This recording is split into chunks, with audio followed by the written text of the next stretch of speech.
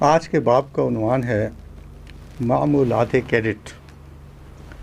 P M اے میں ایک تو ہوتا ہے روزمرہ کا معمول، لگے بدے پیریڈ، صبح سویرے سے دوپہر تک مختلف کلاسیں، پیریڈ شروع ہونے سے پہلے سٹاف کے ہاتھوں تھوڑی سی ڈرل اور ختم ہونے پر پھر تھوڑا بہت جھونگا۔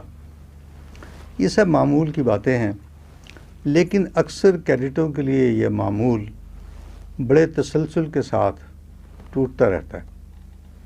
یعنی ہفتے اور بدھ کے روز جبکہ ادھی ویلے ساری چھٹی ہو جاتی ہے، انہیں ایکسٹرا ڈرل کال، ایکسٹرا پریڈ یا ایکسٹرا ڈرل وغیرہ پر جانا پڑتا ہے۔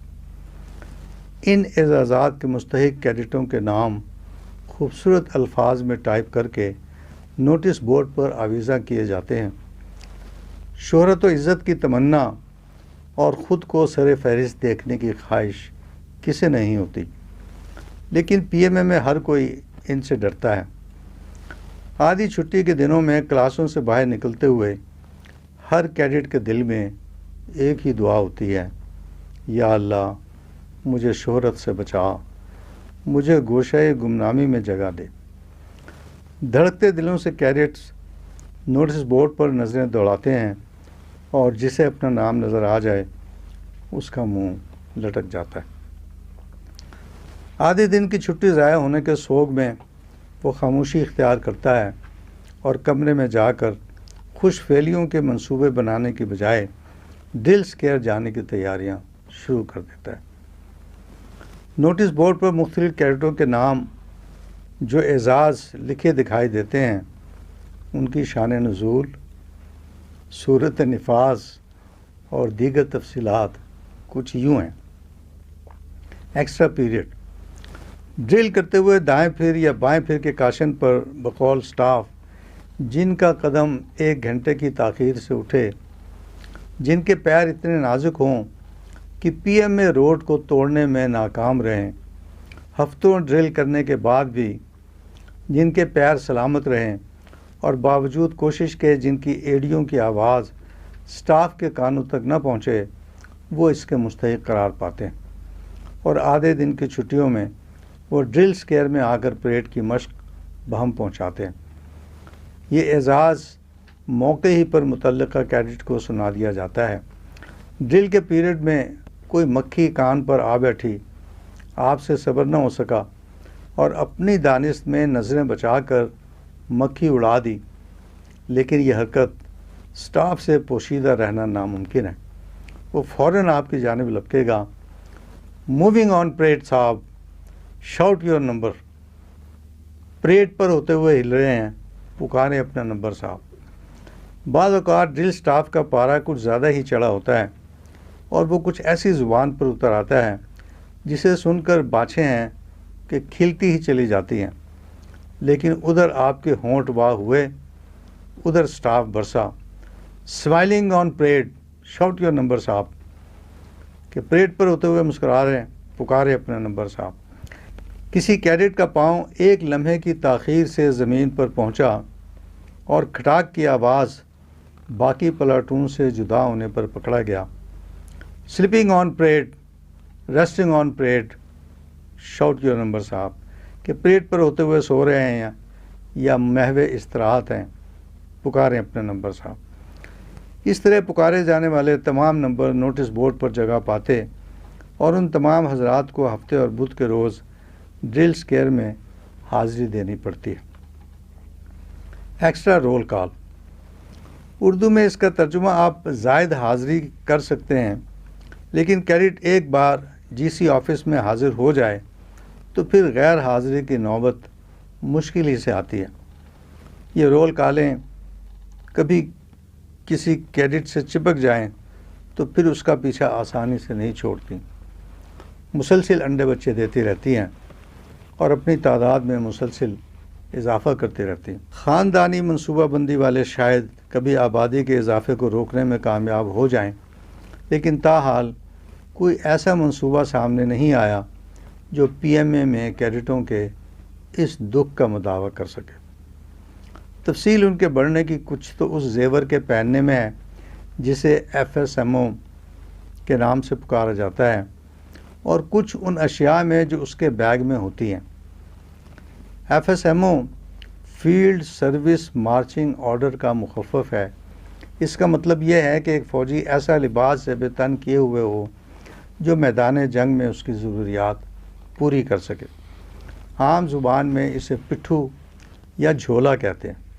یہ ہے تو واقعی بڑی مفید چیز کہ دنیا بھر کی نعمتیں اس میں سمیٹی جا سکتی ہیں، لیکن مسئلہ یہ ہے کہ اس کے پہننے کے بھی کچھ آداب مقرر کر دیے گئے ہیں۔ پشت پر رکھے تھیلے، پہلو میں لٹکے اسمال پیک اور پانی کی بوتل کو باہم مربوط رکھنے والی پٹیوں یعنی سٹیپس کے بارے میں حکم ہے کہ دائیں کاندھے سے آنے والی پٹی بائیں شانے والی پٹی کے اوپر ہو۔ بات ذرا سی ہے لیکن جلدی میں کہاں یاد رہتی ہے، نتیجتاً رول کالوں کی تعداد میں اضافہ ہو جاتا ہے۔ ایف ایس ایم او میں ایک بیگ تو آپ کی پشت پر سوار ہوتا ہے جو کمبل رکھنے کے کام آتا ہے اور راتوں کے وقت آرام دہ بستر بنانے میں مدد دیتا ہے۔ یہ بگ پیک کہلاتا ہے۔ ایک اور تھیلا آپ کی بائیں طرف بیلٹ سے بندھا ہوتا ہے۔ یہ اگرچہ چھوٹا ہوتا ہے لیکن کمبخت جتنا چھوٹا ہوتا ہے اتنا ہی کھوٹا ہوتا ہے۔ اس کا نام پنڈورا بکس رکھ دیا جاتا تو زیادہ مناسب ہوتا کہ ساری خرابیوں اور ایکسٹرا رول کالوں میں اضافے کا سبب یہی بنتا ہے۔ اس میں تولیہ، کینوس کے جوتوں کا ایک جوڑا، پالش کی ڈبیوں، برش، دانت صاف کرنے کی پیسٹ، کنگھا، شیشہ اور اس طرح کی دیگر کچھ اشیاء ہوتی ہیں جن کی مکمل تعداد 26 ہوتی ہے۔ ان اشیاء کی مکمل فہرست آج تک کسی کیڈٹ کو یاد نہیں ہو سکی، تاہم یہ تھیلا کیڈٹ کے شعور و لاشعور پر کس طرح چھایا رہتا ہے اس کا اندازہ اس ایک واقعے سے کیجیے کہ ایک جنگی مشق کا ذکر ہے۔ ایک چوٹی کو سر کرنے کے بعد کیڈٹ ہانپتے کانپتے اپنا سانز درست کر رہے تھے کہ کچھ سول حضرات افسروں کے ساتھ ان کے سروں پر آ پہنچے اور لگے سوال جواب کرنے۔ انداز بتاتے تھے کہ شاید صحافی ہوں۔ ایک نے ایک کیڈٹ سے پوچھا، جب آپ پیش قدمی کر رہے تھے تو آپ کے لاشعور میں کیا تھا؟ کیڈٹ نے کچھ نہ سمجھتے ہوئے پلاٹون کمانڈر کی طرف دیکھا، جس نے سر کے پیچھے اشارہ کرتے ہوئے کیڈٹ کو لاشعور کا مطلب سمجھانے کی کوشش کی کہ کیڈٹ نے لاشعور کا مطلب پشت پر سوار تھیلا لیا اور لگا فر فر بولنے، سر، پیش قدمی کے وقت میرے لاشعور میں 26 چیزیں تھیں، کنگھا، تولیہ، شیشہ، تسمے وغیرہ وغیرہ۔ تو ہماری معلومات جب ایکسٹرا رول کالوں تک وسیع ہوئیں تو نہایت اہتمام سے ان 26 اشیاء کی فہرست تیار کی، بڑی دیکھ بھال کے بعد انہیں مہیا کیا اور نہایت احتیاط سے انہیں اسمال پیک میں رکھ چھوڑا تاکہ سند رہیں اور بوقت ضرورت کام آئیں۔ پہلی بار جب ایکسٹرا رول کال ملی تو نہایت اطمینان سے جی سی آفس حاضر ہوئے، یہ سوچ کر دل کو تسلیاں دیتے رہے کہ چلو ایک ہی تو ہے، نب جائے گی، لیکن عین وقت پر پتہ چلا کہ تسموں کی جوڑی تو جی سی لطیف مانگ کر لے گیا تھا اور اس نے واپس ہی نہیں کی۔ یہ چھری تو آج صبح بہت سے کیڈٹ مہمانوں کی ناگہانی آمد پر سیب کاٹنے کے لیے نکالی تھی اور واپس رکھنے کا خیال ہی نہیں آیا، اور آج لاکھ منع کرنے کے باوجود اردلی نے صابن ان اشیاء میں سے نکال کر باتھ روم میں رکھ دیا تھا اور پھر اچھوت اشیاء کی یہ فہرست مکمل کرنا اسے یاد نہ رہا تھا۔ حکم ملنے پر ہم نے اسمال پیک کھولا، دھلا ہوا تولیہ نکال کر زمین پر بچھایا اور اپنے تمام تر سگڑ پن کو بروئے کار لاتے ہوئے باقی اشیاء کرینے سے اس پر سجا دی، لیکن ہمارا ذوق ترتیب کسی کام نہ آیا۔ دیکھا ڈیوٹی سٹاف ہاتھ میں ایک فریم لیے ترتیب شدہ چیزوں کا معائنہ کر رہے ہیں۔ ایڑیاں اٹھا کر غور سے دیکھا تو انکشاف ہوا کہ ان اشیاء کی ترتیب بھی متعین ہے اور سٹافوں کے ہاتھوں میں ترتیب شدہ اشیاء کی فریم شدہ تصویر ہے، جس سے کیڈٹوں کی 26 اشیاء کا موازنہ ہو رہا ہے۔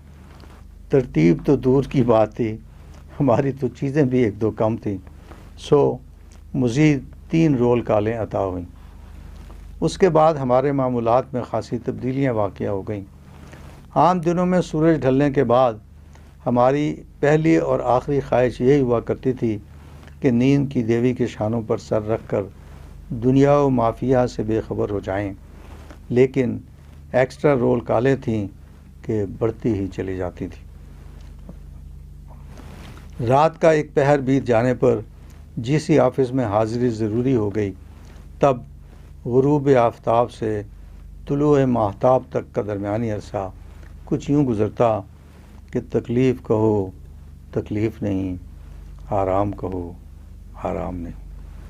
ایک گھڑی کمر سیدھی کرنے کو لیٹتے تو خدشہ ہوتا کہ آنکھیں مند گئیں تو الارم چیختا رہ جائے گا لیکن ہمیں جگا نہ سکے گا۔ وقت گزاری کے لیے کینٹین چلے جاتے اور لذیذ جلیبیوں، گلاب جامنوں اور خستہ سموسوں سے جی بہلاتے، لیکن بعد میں جی سی آفس میں رول کال کے مرحلوں سے گزرتے ہوئے سارا مزہ کرکرا ہو جاتا۔ یہ ساری چیزیں منہ کو آنے لگتیں، سو یہ مشغلہ بھی چھوٹ گیا۔ رول کال سے بہت پہلے ایف ایس ایم او پہنے برآمدے میں ٹہلتے رہتے یا خوش قسمت کیڈٹوں کے کمروں میں جا کر جی ہلکا کرتے۔ وقت ہونے پر دوسرے کیڈٹوں کے ہمراہ کونجوں کی شکل میں اپنی اپنی کمپنیوں سے برآمد ہوتے، خوبصورت دالانوں سے گزرتے، باغوں کی روشوں پر چلتے اور ہلکی مدھم روشنیوں میں تیرتے۔ اس وقت ہم بالکل الف لیلوی داستانوں کے کردار دکھائی دیتے، لیکن ہماری منزل علی بابا کا گھر نہیں ہوتا تھا جہاں خنجر بدست مرجینہ نے رقص و سرود کی محفل سجائی ہوتی۔ ہماری منزل تو جی سی آفس ہوا کرتی جہاں ٹمٹماتی روشنیوں میں لمبے لمبے سٹافوں کے سائے نظر آتے۔ وہاں پہنچ کر معلوم ہوتا کہ ابھی پریڈ میں کچھ منٹ باقی ہیں۔ تب برفانی راتوں کی کوئی رات ہوتی تو یہ وقت چہل قدمی کرتے گزار دیتے، اور موسم بہار کی کوئی خوشگوار رات ہوتی تو دوسرے کیڈٹوں کے سنگ جی سی آفس کے سامنے والے باغ میں پشت پر سوار جھولے کی ٹیک لگائے ایک دوسرے کے پہلو میں لیٹ جاتے اور دلچسپ لطیفوں کا دور شروع ہو جاتا۔ پریڈ کی پکار پڑتی تو محمود و ایاز ایک ہی صف میں کھڑے ہو جاتے، پہلے حاضری لی جاتی اور پھر پریڈ کا باقاعدہ انعقاد ہوتا۔ انعقاد کی ترتیب ہمیں کبھی یاد نہ رہ سکی۔ تمام کیڈٹ قطار در قطار کھڑے ہو جاتے، ہر کمپنی کا ڈیوٹی سارجنٹ ان کے دائیں کھڑا ہوتا، کاشن دیتا، پریڈ شامل۔ کیڈٹ بآواز بلند 1 2 3 1 پکارتے، دوسرے 1 کے ساتھ ہی ڈیوٹی سارجنٹ اٹینشن یعنی اردو ترجمہ ہوشیار کی حالت میں آ جاتے۔ کیڈٹ گردان جاری رکھتے 2 3 1، اس 1 کے ساتھ خود ہوشیار ہوتے، گنتی جاری رہتی، 2 3 1 پکارتے اور اسٹینڈ ایٹ ایز یعنی آسان باش کی حالت میں کھڑے ہو جاتے۔ وہ کیڈٹ جن کے مقدر میں عرصے سے یہاں آنا لکھا ہوتا ہے گنتی اور قدموں میں تال میل پیدا کر لیتے، لیکن نئے کیڈٹ ان بھول بھلیوں میں چکرا کر رہ جاتے۔ پہلے 1 2 3 1 پر جبکہ ڈیوٹی سارجنٹ کو ہوشیار ہونا ہوتا ہے وہ خود ہوشیار ہو جاتے، اور دوسرے 2 3 1 پر جبکہ کیڈٹوں کو ہوشیار ہونا ہوتا ہے ایسا کیڈٹ صفوں سے نکل کر آگے کی جانب روانہ ہو جاتا، لیکن ظاہر ہے کہ ابھی پہلا قدم ہی بمشکل اٹھ پاتا کہ ڈیوٹی سارجنٹ کی گرج اس کے قدم منجمد کر دیتی۔ پریڈ کا انعقاد مکمل ہو چکتا تو کیڈٹوں اور ان کے ساز و سامان کا باقاعدہ معائنہ شروع ہوتا۔ کسی پر جھولا ڈھیلا ہونے کا الزام ہوتا تو کسی پر پانی کی بوتل اوچھی ہونے کی تہمت لگتی اور مزید رول کالوں کا تحفہ عطا ہوتا۔ معائنے کے بعد کچھ کیڈٹ تو روک لیے جاتے کہ ان کے جھولے میں موجود اشیاء کا تفصیلی معائنہ درکار ہوتا، باقی ضروری کارروائی کے لیے ڈیوٹی کارپورل کے حوالے کر دیے جاتے۔ معائنے کے لیے حکم ہوتا کہ 2 منٹ کے اندر اندر 26 اشیاء کو زمین پر سجا دو۔ مشاق اور پھرتیلے کیڈٹ تو فوراً یہ کام کر گزرتے، البتہ نئے کیڈٹ یہ 2 منٹ اپنی بیلٹ سے اسمال پیک کھولنے، تولیہ بچھانے یا زیادہ سے زیادہ کنکیوں سے دائیں بائیں سے کیڈٹوں کی ترتیب دیکھنے میں گزار دیتے، اور جب مہلت ختم ہوتی تو ان کی اشیاء کی ترتیب نہ صرف ادھوری رہ جاتی بلکہ بے ہنگم بھی ہوتی، چنانچہ انہیں مزید رول کالوں کی نوید ملتی۔ جب انہیں اپنی اپنی دکان بڑھانے کا حکم ملتا، pack up within half a minute, یعنی آدھے منٹ میں سامان بند کرو، تو وہ تمام چیزیں سمیٹ کر بیک وقت تھیلے میں ٹھونسنا چاہتے۔ جلدی میں کسی کا کنگا گر جاتا تو کسی کا آئینہ چٹک جاتا، کبھی تولیہ اپنے لیے جگہ نہ پاتا تو کبھی جوتوں کو ہاتھ میں اٹھانا پڑتا، اور بعد ازاں ان کے تسموں سے انہیں تھیلے کے باہر ہی باندھنا پڑتا۔ اب کچھ اور کیڈٹوں کو یہ عمل دہرانے کا حکم ملتا، اور یہ کیڈٹ ڈیوٹی کارپورل کے حوالے کر دیے جاتے۔ ڈیوٹی سارجنٹ حکم دیتا کہ جی سی آفس کے گرد بھاگ کر ایک چکر لگاؤ، تو کچھ کیڈٹ دائیں کو بھاگ اٹھتے اور کچھ بائیں جانب کی راہ لیتے۔ موڑ کاٹتے ہی دوڑ ختم ہو جاتی، پھر کچھ کیڈٹ تو کھڑے کھڑے قدم زمین پر بجاتے رہتے کہ دوڑتے قدموں کی دم دھم بلند ہوتی رہے۔ کچھ اور کیڈٹ زمین سے پتھر اٹھا کر اپنے بیگ سے لٹکے مگ یا پانی کی بوتل بجانا شروع کر دیتے کہ جی سی آفس کے پیچھے سے ابھرنے والی موسیقی صحیح معنوں میں دوڑتے قدموں کی عکاسی کر سکے۔ کچھ دیر بعد دائیں والے کیڈٹ دائیں طرف سے ہی اور بائیں والے کیڈٹ بائیں جانب سے واپس بھاگنا شروع کر دیتے اور ہانپتے کانپتے دفتر کے سامنے آ جاتے۔ لیکن بکرے کی ماں ہر روز تو خیر نہیں مناتی، آخر کو ڈیوٹی سارجنٹ بھی انہی راہوں سے گزرا ہوتا ہے۔ وقت ختم ہوتا ہے تو پریڈ کے انعقاد کی طرح اس کا اہتمام ہوتا ہے، اور برخاست کے کاشن پر کیڈٹ جی سی آفس سے غائب ہو جاتے ہیں۔ ایکسٹرا ڈرل، اس کا لفظی ترجمہ تو زائد ڈرل ہی ہونا چاہیے، لیکن ڈرل سے اس صنف کا کوئی تعلق نہیں۔ ڈرل کرتے ہوئے آپ صرف وردی میں ملبوس ہوتے ہیں، لیکن ایکسٹرا ڈرل کے لیے وردی کے بجائے ڈانگری پہننی پڑتی ہے، اور اس پر ایف ایس ایم او کا اضافہ کرنا پڑتا ہے۔ اس کا پیریڈ بدھ یا ہفتے کی شام کو ڈرل سکیئر میں ہوتا ہے۔ کیڈٹ سارا پیریڈ ایک سٹاف کے گرد کولو کے بیل کی طرح گھومتے رہتے ہیں۔ دوڑتے قدموں کی آواز مدھم ہونے پر سٹاف کی آواز گونجتی ہے، اور کیڈٹ پھر تیز تیز قدموں سے سٹاف کا طواف شروع کر دیتے ہیں۔ پورے 45 منٹ تک مسلسل بھاگتے رہنے کے بعد کیڈٹ کے ذہن سے یہ احساس ہی مٹ جاتا ہے کہ بھاگنا تکلیف دہ امر بھی ہے، سو اس کے قدم مشینی انداز میں حرکت کرتے رہتے ہیں، اور پیریڈ ختم ہونے کے بعد وہ کچھ ایسے اطمینان سے واپس کمرے کو آتا ہے جیسے کچھ ہوا ہی نہیں۔ شو پریڈ، یہ رول کال ہی کی ایک مہذب شکل ہے، اور ان کیڈٹوں کو عطا کی جاتی ہے جن کے بازوؤں پر ایک یا ایک سے زائد فیتی ہو، یا دوسرے لفظوں میں وہ عام کیڈٹوں سے بلند ہو کر کارپورل یا سارجنٹ بن چکے ہوتے ہیں۔ انہیں ایف ایس ایم او پہننا پڑتا ہے، نہ ڈانگری، محض وردی پہن کر برائے تکلف پریڈ پر آ جاتے ہیں۔ ریسٹرکشن، ایکسٹرا ڈرل اور رول کال کو آپس میں ضرب دے کر پورے دن پر پھیلا دیا جائے تو اسے ریسٹرکشن کہتے ہیں۔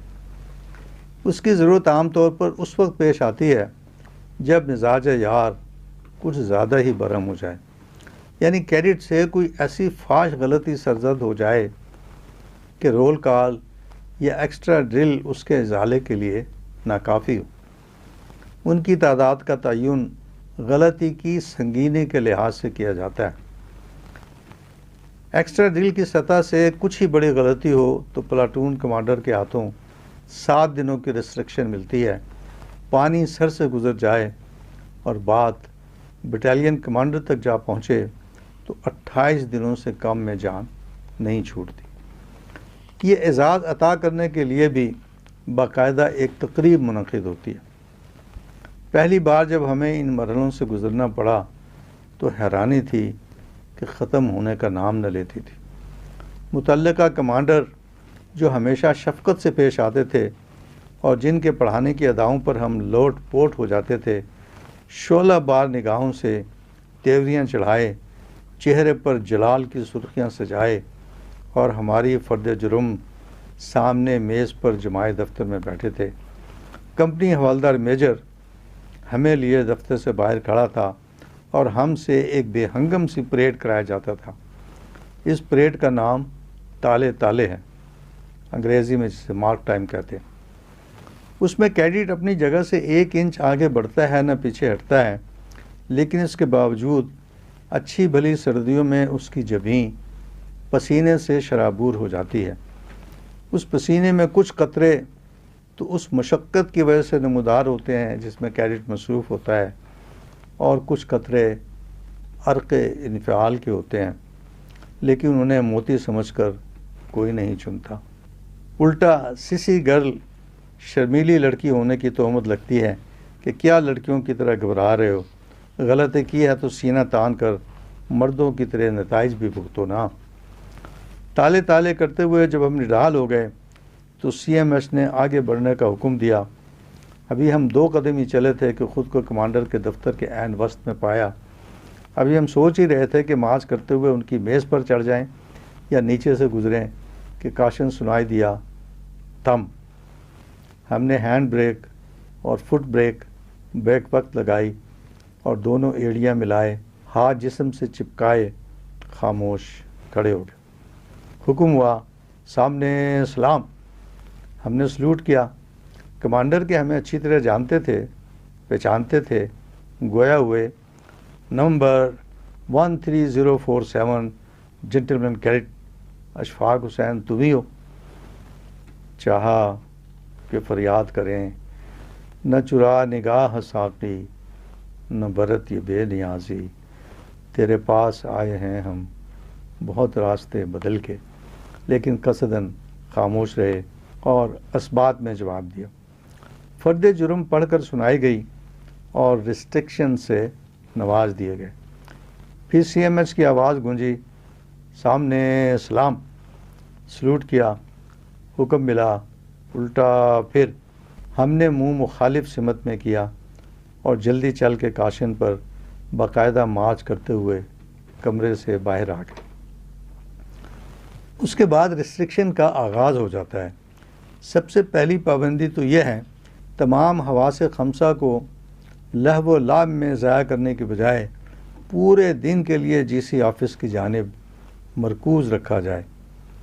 وہاں سے جب بھی بگل کی آواز بلند ہو، آپ جہاں بھی ہوں اور جیسے بھی ہوں، فوراً لبیک لبیک پکارتے جی سی آفس میں حاضر ہو جائیں۔ پکے سے پکے مومن کے دل میں بھی سورہ اسرافیل کا اتنا خوف نہ ہوگا جتنا کیڈٹوں کو اس بگل سے ہوتا ہے۔ سورہ اسرافیل میں تو یہ خاصیت ہوگی کہ وہ اپنی آواز سے اچھے بھلے جاگتے لوگوں کو سلا دے گا، لیکن اس آواز کا انتظار اول تو کسی کیڈٹ کو سونے نہیں دیتا، لیکن کوئی سو بھی جائے تو آواز سن کر فوراً جاگ اٹھتا ہے اور آنکھیں ملتا جی سی آفس کو بھاگ اٹھتا ہے۔ اس بگل کے بجنے کا کوئی وقت مقرر نہیں، ڈیوٹی سٹاف جب چاہے اسے پھونک دے، اور اس کے بعد چند منٹوں کے اندر اندر متاثرہ کیڈٹوں کی حاضری جی سی آفس میں ضروری ہوتی ہے۔ چھٹی کا دن ہو اور ایک ہی کمپنی کے 1 سے زائد کیڈٹ ریسٹرکشن پر ہوں تو بہت سی آسانیاں پیدا ہو جاتی ہیں۔ ایک کیڈٹ وردی سمیت بستر میں دراز ہو جاتا ہے اور دوسرا بگل کی آواز پر کان لگائے باہر ٹہلتا رہتا ہے۔ مقررہ وقت کے بعد سونے والے کو جگا دیا جاتا ہے اور جاگنے والا سوتا بن جاتا ہے۔ اس طرح ایک دوسرے کا دکھ بڑھ جاتا ہے۔ ایسے کیڈٹوں پر وہ تمام پابندیاں بھی لاگو ہوتی ہیں جو دوسرے کیڈٹوں کو وقتاً فوقتاً ملتی ہیں۔ انہیں ایکسٹرا ڈرل پر بھی جانا پڑتا ہے اور شام کو رول کال پر بھی۔ ان ایکسٹرا رول کالوں، ایکسٹرا ڈرل اور شو پریڈ وغیرہ کی حیثیت سرکاری ہے، انہیں باقاعدہ مشتہر کیا جاتا ہے اور ان کا ریکارڈ وغیرہ بھی رکھا جاتا ہے، لیکن ان کے علاوہ بھی کیڈٹوں پر شفقتوں کا نزول ہوتا رہتا ہے، لیکن ان کا کسی بھی کھاتے میں اندراج نہیں ہوتا، کوئی ان کی گنتی نہیں کرتا کہ زیادہ ہونے کی شکل میں ان کے اہتمام کی توقع رکھی جا سکے۔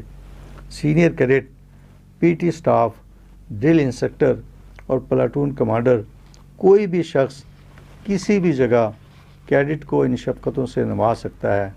جگہ کی قید ہے، نہ وقت کی پابندی۔ سینئر کیڈٹوں کی طرف سے ان کا نزول عام طور پر کسی انٹرویو کے آخر میں ہوتا ہے۔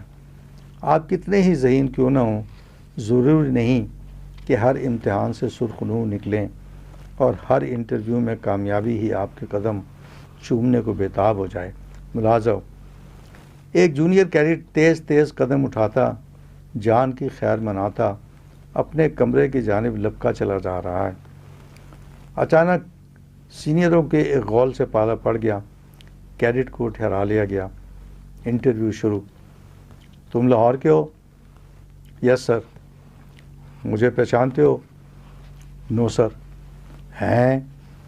اور تم لاہور کے ہو کر سر کو نہیں پہچانتے؟ ایک اور سینئر کیڈٹ سراپا احتجاج بن گئے، سر بھی تو لاہور کے رہنے والے ہیں۔ اب ہم سر کو کیسے بتاتے کہ لاہور اب وہ لاہور نہیں رہا جس کا کوئی حدود اربع ہوا کرتا تھا۔ پطرس کے زمانے سے طلبہ کی سہولت کے لیے میونسپلٹی نے اسے منسوخ کر دیا ہے۔ اب لاہور کے چاروں طرف بھی لاہور ہی واقع ہے اور روز بروز واقعہ تر ہوتا جا رہا ہے۔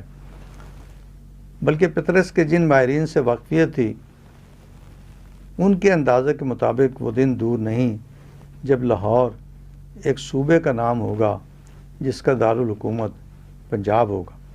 لیکن سر کے ذہن میں جو لاہور موجود تھا وہ تھا جہاں کا ہر شہری انہیں پہچانتا تھا۔ ہمارا انہیں نہ پہچاننا جرم ٹھہرا اور حکم صادر ہوا، آن دی ہینڈز ڈاؤن۔ اس کاشن کے معنی ہم آپ کو سمجھائے دیتے ہیں۔ سر نیچے اور ٹانگیں اوپر کر دینے کی دھمکی سننے کو تو ہر جگہ مل جاتی ہے، لیکن اس کے عملی مظاہرے صرف پی ایم اے میں ہی ملتے ہیں۔ اس کی عملی صورت یہ ہے کہ کیڈٹ ہتھیلیاں زمین پر ٹکا کر ڈنٹر پوزیشن اختیار کر جاتا ہے اور تا حکم ثانی اسی حالت میں رہتا ہے۔ اس کی مقبولیت کی وجوہات پر غور کرنے کے بعد ہم جس نتیجے پر پہنچے ہیں وہ یہ ہے کہ پی ٹی سٹاف یہ سزا اس لیے دیتے ہیں کہ ان کے نزدیک اس آسن سے ہاتھوں کے پٹے مضبوط ہوتے ہیں اور باکسنگ میں جیت کے امکانات زیادہ ہو جاتے ہیں۔ ڈرل انسٹرکٹر کے نزدیک یہ حرکت اس لیے ضروری ہے کہ بازوؤں کی مچھلیاں مضبوط ہوتی ہیں اور ڈرل کے پیریڈ میں ایک ہاتھ سے نہ صرف رائفل مضبوطی سے تھامی جا سکتی ہے بلکہ دوسرا بازو کندھے کی لائن میں آسانی سے ہلایا بھی جا سکتا ہے۔ پلاٹون کمانڈر اپنے کیڈٹوں کے شغل میں اس لیے مصروف دیکھنا چاہتے ہیں کہ اس سے سالانہ نشانہ بازی کے وقت رائفل کی درست پکڑ میں آسانی پیدا ہوتی ہے، اور سینئر کیڈٹ یہ سزا اس لیے سناتے ہیں کہ جلدی میں ان کے پاس کوئی اور سزا دینے کا وقت نہیں ہوتا۔ جھوم شرابی جھوم۔ کیڈٹ کو یہ کاشن انگریزی کے لفظ سٹارٹ سپننگ کے شکل میں ملتا ہے، اور اس پر عمل درآمد کی صورت یہ ہے کہ کیڈٹ اپنے بازو اپنے پنجوں کی جانب پھیلاتا ہوا رکوع کی شکل اختیار کر لیتا ہے اور کسی ایک جانب لٹو کے مانند گھومنا شروع کر دیتا ہے۔ تھوڑی دیر بعد اسے ماہرین طبقات الارض کی یہ رائے 100% درست معلوم ہونے لگتی ہے کہ زمین گول ہے اور اپنے محور کے گرد ہزاروں میل فی گھنٹہ کی رفتار سے گھوم رہی ہے۔ کیڈٹ خود کو محور محسوس کرتا ہے اور رک جانے کا کاشن مل جانے کے کئی لمحوں بعد تک چاہتے ہوئے بھی زمین کی گردش اس کے ہاتھوں رک نہیں پاتی۔ اسے جب چلے جانے کی رخصت عطا ہوتی ہے تو یوں لگتا ہے جیسے منزل سے بے نیاز کوئی رند ساری رات جام پہ جام لڑا کر میں خانے سے نکلا ہو، دیوانہ جا رہا ہے شب غم گزار کے۔ لڑک جا گیند کی مانند اور فٹ بال بن کرٹ، جبین نیاز دونوں ٹانگوں کے بیچ میں رکھ کر پورے جسم سمیت زخم لگانے کو کلا بازی کہتے ہیں، اور فرنٹ رول کے کاشن پر کلا بازیاں لگانا کیڈٹ کا روزمرہ کا معمول ہے۔ بچپن میں رضائیوں اور لحافوں کا ستیہ ناش اور اکیڈمی میں گدیلوں کے بغیر کلا بازیاں لگانے میں بڑا فرق ہے۔ بنا بستر سڑک کو اور اب آرام کر کرٹ، یہ کاشن بھی پی ایم اے کی ابتدائی زندگی میں زیادہ سنائی دیتا ہے۔ نئے کورس کی آمد کے موقع پر خاص طور پر ان نو واردوں کے لیے استعمال کیا جاتا ہے جو یو ڈی کلون میں مہکتے 3 پیس سوٹ زیب تن کیے، ماتھوں پر بالوں کی لٹیں سجائے ایک شان دلربائی کے ساتھ اکیڈمی میں داخل ہوتے ہیں۔ یہ وہ لوگ ہوتے ہیں جو انٹر سروسز سلیکشن بورڈ کے امتحان پاس کرنے کے بعد خود کو افسری کے عہدے پر فائز اور بلندیوں پر محو پرواز رکھتے ہیں۔ انہیں واپس زمین کے سطح پر لانے کے لیے حکم ملتا ہے کہ لائی ڈاؤن آن دی گراؤنڈ، زمین پر لیٹ جاؤ۔ نووارد کبھی اپنے نئے سوٹ کو دیکھتا ہے اور کبھی کیچڑ بھری زمین کو۔ ایک بار نووارد نے رحم کی درخواست کی، سر یہ سوٹ میں نے نیا ہی سلوایا ہے، اور متعلقہ سینئر سراپا احتجاج بن گئے، تمہارا کیا خیال ہے؟ جب ہم اکیڈمی میں آئے تھے تو لنڈے بازار کے سوٹ خرید کر لائے تھے، لائی ڈاؤن۔ کپڑوں کا بدلنا جلدی میں، بظاہر یہ ایک سیدھا سادہ بے ضرر سا حکم نظر آتا ہے، لیکن اس پر عمل کرنا جوئے شیر لانے سے کم نہیں۔ پیریڈ ختم ہونے کے بعد آپ کھانا کھا کر نرم گرم بستر کو تصور میں سجائے، وردی ڈالے کمرے کی طرف جا رہے ہیں کہ کسی سینئر کو آپ کی کوئی ادا ناخوشگوار گزری۔ انہوں نے حکم ڈال دیا کہ جاؤ 2 منٹ کے اندر اندر پی ٹی کٹ پہن کر آؤ۔ آپ تیر کی طرح کمرے میں جاتے ہیں، وردی کو بے دردی سے اتارتے ہیں، وارڈروب کھولتے ہیں، نکر اور آدھے بازوؤں والی قمیض پہنتے ہیں، اور کینوس کے جوتوں کے تسموں کے ساتھ ساتھ آنے والے حالات کا مقابلہ کرنے کے لیے کمر بھی کستے جاتے ہیں۔ منتشر سانسوں کے ساتھ جب آپ سر کو رپورٹ کرتے ہیں تو ایک ادائے بے نیازی سے مسکراتے ہیں اور کہتے ہیں تم پی ٹی کٹ میں بھلے نہیں دکھائی دے رہے، جاؤ سول کپڑے پہن کر آؤ۔ اکیڈمی میں سول کپڑوں سے مراد بھی ایک خاص یونیفارم ہے، سفید قمیض، گرے رنگ کی پتلون، پی ایم اے کی مخصوص ٹائی اور بلیزر۔ آپ ہانپتے کانپتے کمرے میں پہنچتے ہیں، پی ٹی کٹ سے خود کو آزاد کرتے ہیں اور قمیض پہن کر ٹائی کی گرہ کبھی کھولتے ہیں کبھی باندھتے ہیں۔ جلدی میں ہلدی، وہ کسی طرح ٹھیک بیٹھ ہی نہیں پاتی۔ خدا خدا کر کے آپ دوبارہ سر کے یہاں جاتے ہیں تو حکم صادر ہوتا ہے، ہاں کچھ بہتر ہے، لیکن تم وردی ہی میں سجتے ہو، جاؤ وردی پہن کے آؤ۔ آپ وردی پہن کر آتے ہیں تو سر کی طرف سے رخصت عطا ہوتی ہے۔ اب کمرے میں آ کر ہوش آنے پر یوں لگتا ہے جیسے یہ اپنا کمرہ نہیں، لانڈری کی دکان ہے۔ جی سی آفس میں رات کی حاضری کے وقت تجربہ کار کیڈٹ ڈانگری کے نیچے پی ٹی کٹ پہن لیتے ہیں، اور جب وہاں سے حکم صادر ہوتا ہے کہ پی ٹی کٹ پہن کر آؤ تو وہ کمرے کو جانے کے بجائے راستے کے اندھیروں میں ڈانگری اتار کر کسی جھاڑی میں رکھ چھوڑتے ہیں اور فوراً جی سی آفس پہنچ جاتے ہیں، جہاں سے جلدی آنے کی وجہ سے ان کی خلاصی ہو جاتی ہے۔ نو آموز کیڈٹ بیچارے جی سی آفس اور کمروں کے درمیان پھیروں پر پھیرے لگاتے رہتے ہیں۔ ایک شاعر سے معذرت کے ساتھ، وہ سرد سلگتی سی راتیں، کمروں کے پھیروں پر پھیرے، کپڑوں کا بدلنا جلدی میں، کیڈٹ کو پریشانی گھیرے، آ جائے جو کوئی ایس جی سی، افسانے یوں ہی تیرے میرے، بیتے ہوئے کچھ دن ایسے ہیں، تنہائی جنہیں دہراتی۔ لکھتا جا گھبراتا جا۔ ہم لکھنے پڑھنے سے گھبرا کر فوج میں آئے تھے، لیکن یہاں آسمان سے گر کر کھجور میں اٹکنے والی بات تھی۔ شروع میں تو کیڈٹوں کے لیے یہ روزمرہ کا معمول ہے کہ ادھر کوئی غلطی ہوئی، ادھر حکم ملا کہ 1000 بار لکھو، میں آئندہ ایسی غلطی نہیں کروں گا۔ نوٹس بورڈ پر کسی کیڈٹ کے لیے کوئی ہدایت لکھی تھی، اس نے نوٹس بورڈ پڑھا ہی نہیں۔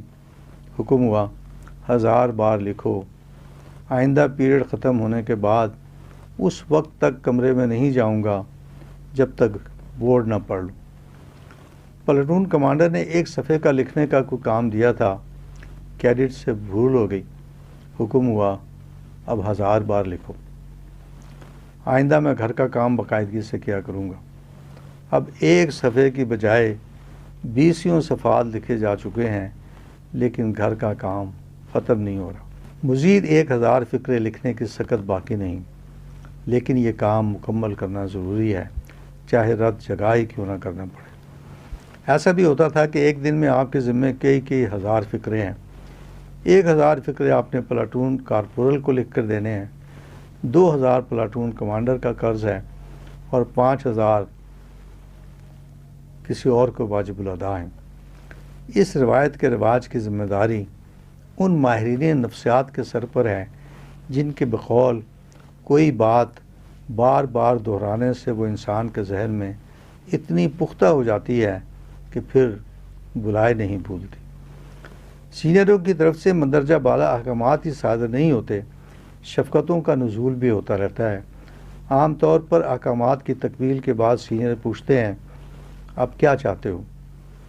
بس یہاں جونیئر ذرا سی ہمت کا مظاہرہ کرے تو اس کی پانچوں گھی میں اور سر کڑھائی میں، لبوں پر تھوڑی سی مسکراہٹ پیدا کرے اور ایک لفظ کہہ دے کہ سر فروٹ شاپ، سر آپ کو فروٹ شاپ لے جائیں گے، وہاں آپ وٹامن سی کی کمی پورا کرنے کے لیے مالٹے کھائیں، فولاد کی سطح قائم رکھنے کے لیے سیب کھائیں، فرحت و تازگی کے لیے اسکواش پئیں، روح افزا استعمال کریں یا جوس سے کھوئی ہوئی قوت کو بحال کریں۔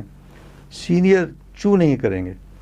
اس کے بعد بھی کوئی گنجائش باقی ہو تو کہیں سر آپ ذرا کنٹین چلیں، سر آپ کو کنٹین لے جائیں گے، وہاں جا کر آپ سیروں کے حساب سے جلیبیاں چبائیں، درجنوں گلاب جامن نگل جائیں، سموسوں کا ستیہ ناش کر ڈالیں یا چائے پہ چائے لٹھائیں۔ بجٹ آپ کا نہیں، اس سر کا خراب ہوگا جس نے آپ سے آخری خواہش پوچھنے کی جسارت کی تھی۔ کینٹین ویسے بھی جائے امان ہے۔ آپ گھر سے آئے ہوئے بھائی بہنوں، دوستوں یا کسی کزن کے ساتھ کینٹین میں بیٹھے ہوں یا باہر سڑک پر چہل قدمی کر رہے ہوں تو کوئی سینئر آپ کو آنکھ اٹھا کر نہیں دیکھ سکتا۔ روزمرہ کے مشاغل سے استثناء کی ایک اور جگہ میس ہے۔ یہاں شور کرنا منع ہے، یہاں تک کہ جونیئروں کی طرف سے سینئروں کو سلام کرنے پر بھی پابندی ہے۔ اگر آپ نے عادت سے مجبور ہو کر سلام کر ڈالا تو سینئر بڑے پیار سے آپ کو کہیں گے ذرا باہر چلنا۔ باہر لے جا کر پہلے بیان کی گئی تمام مشقتوں کی دہرائی کی جاتی ہے۔ ایک بار ایسا ہوا کہ ہم میس میں جا رہے تھے، گیٹ پر پہنچے تو ایک سینئر اندر سے باہر آ رہے تھے۔ ہم تذبذب میں تھے کہ سلام کریں یا نہ کریں، کہ ہم باہر ہیں اور وہ اندر۔ اسی کشمکش میں ہم بڑھتے چلے گئے۔ صورتحال کچھ ایسی ہوئی کہ ہمارا ایک قدم میس کے اندر اور ایک قدم باہر، اور سر کا بھی ایک قدم اندر اور ایک قدم باہر۔ وہ اچانک رک گئے، ہمارے قدم بھی منجمد ہو گئے۔ انہوں نے ابلتی آنکھیں اٹھائیں جیسے پوچھ رہے ہوں کہ کیوں نہیں کیا تم نے سلام۔ ہم نے قدموں کی جانب نگاہ دوڑائی اور جلدی سے اپنا باہر والا قدم اندر کھینچ لیا اور ان کی جانب ملتجی نظروں سے دیکھا، جیسے جواب دیا ہو سر میں میس کے اندر ہوں۔ ان کے لبوں پر مسکراہٹ پھیل گئی جیسے کہہ رہے ہوں جاؤ معاف کیا۔ آپ کسی سینئر کے ساتھ جا رہے ہوں تب بھی کوئی اور سینئر آپ کو اچک نہیں سکتا۔ کسی سینئر کا دل بہت ہی مچلنے لگے یا ان کے حلق کے عضلات پھڑک رہے ہوں آپ کو دوہے سنانے کے لیے، تو وہ پہلے اس سینئر سے اجازت لے گا جس کے زیر سایہ آپ جا رہے ہوں، لیکن اس کی نوبت کم ہی آتی ہے۔